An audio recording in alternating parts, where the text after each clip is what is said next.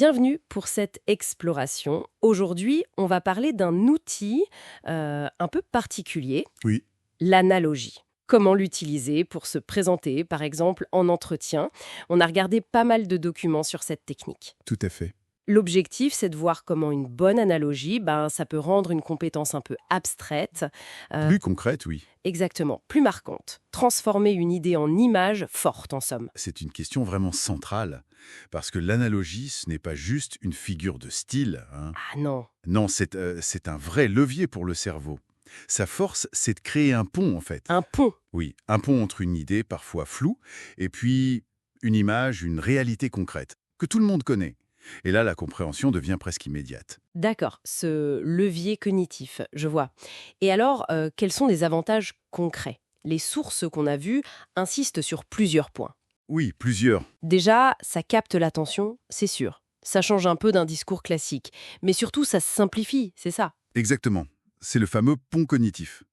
Prenez la gestion de projet. C'est parfois technique à expliquer, non? Oui, assez. Ben, si on la compare à l'organisation d'un voyage, tout de suite, on voit mieux les étapes, les défis, la planification nécessaire. C'est beaucoup plus clair. D'accord, l'image du voyage, ça parle. Et ça ne s'arrête pas là. Ce qui est assez fascinant, et les recherches le montrent bien, c'est l'impact sur la mémoire. Ah oui, Notre cerveau, il adore les images, les histoires. Il retient ça bien mieux qu'une simple liste de qualités abstraites. c'est vrai que dire je suis un peu comme le chef d'orchestre de l'équipe. Voilà, Ça marque plus que j'ai de bonnes compétences en leadership. C'est net. précisément. Et puis, il y a le côté persuasion. Comparer sa capacité d'adaptation à un caméléon, par exemple, Oui. ça rend la qualité presque tangible. Ça ne fait pas qu'illustrer, ça aide à convaincre. Certaines sources disent même que ça crée une connexion un peu plus émotionnelle. Intéressant. Et on montre aussi sa créativité, sa clarté d'esprit, sans le dire explicitement. C'est malin. Exactement. C'est une démonstration indirecte de compétences transversales. D'accord. Mais alors, comment on fait pour construire une analogie qui fonctionne vraiment? Il y a une méthode? Oui, les documents qu'on a consultés y convergent assez bien vers une démarche, on peut dire en 5 temps. 5 étapes. OK. La première? D'abord, identifier l'essence. Qu'est-ce que je veux vraiment communiquer? Quelle est la compétence clé, la valeur ajoutée unique? Faut être au clair là-dessus. D'accord. Le point de départ, c'est le message. Logique. Et après? On cherche l'image? C'est ça. Deuxième étape, trouver un univers de référence. Quelque chose de familier pour un maximum de gens. Le sport, la cuisine, la nature. Oui, quelque chose d'universel. Voilà. L'universalité, c'est important pour que ça parle tout de suite. OK. Et le troisième temps, c'est de relier les deux, j'imagine. Exactement. Établir le lien. Trouver les parallèles, les similitudes dans le processus, les buts, les défis, entre la compétence et l'univers choisi. Ce lien doit être solide. Solide et évident. Compris. Quatrième étape. La formulation, l'analogie elle-même, claire, concise, visuelle, souvent avec comme tel à l'image de. Surtout pas un truc trop compliqué, sinon on perd l'intérêt. Simple, direct, imagé. Ça marche. Et la dernière étape, sans doute essentielle en entretien.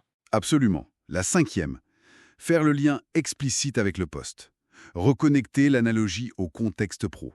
Montrer pourquoi cette qualité, illustrée comme ça, est un atout pour ce rôle précis. Il faut boucler la boucle, en gros. C'est ça. L'analogie doit servir la démonstration. Prenons l'exemple qui était dans les sources, pour parler de sa gestion du stress, de l'urgence. Oui, celui du chef cuisinier. Voilà, on pourrait dire quelque chose comme « En fait, je me vois un peu comme un chef en plein coup de feu. Hmm. Même quand ça chauffe, je reste calme, je priorise, quitte urgent, et je fais en sorte que l'équipe travaille ensemble pour que tout sorte bien et à temps. » Oui, cet exemple est bon. Il fonctionne bien parce qu'il rend très concret la compétence gérer l'urgence, le stress, avec méthode. Et ça parle directement à un employeur. On voit tout de suite le bénéfice. Le bénéfice est tangible, oui. L'image du coup de feu, c'est assez universel. Donc, pour résumer un peu tout ça, une analogie bien pensée, bien amenée, c'est vraiment plus qu'une astuce, c'est un outil stratégique. Tout à fait. Ça clarifie, ça marque les esprits, ça aide à convaincre, ça rend visible ce qui ne l'est pas forcément. Exactement. Et d'ailleurs, ça ouvre une réflexion pour finir, peut-être. Ah! Si l'efficacité d'une analogie repose autant sur cet univers familier, ce référentiel commun, comment on s'assure qu'elle fonctionne bien avec des interlocuteurs qui ont des cultures, des parcours très différents? Bonne question. Quelle adaptation il faut prévoir pour que l'image reste un pont et ne devienne pas un obstacle à la compréhension. C'est quelque chose à garder en tête.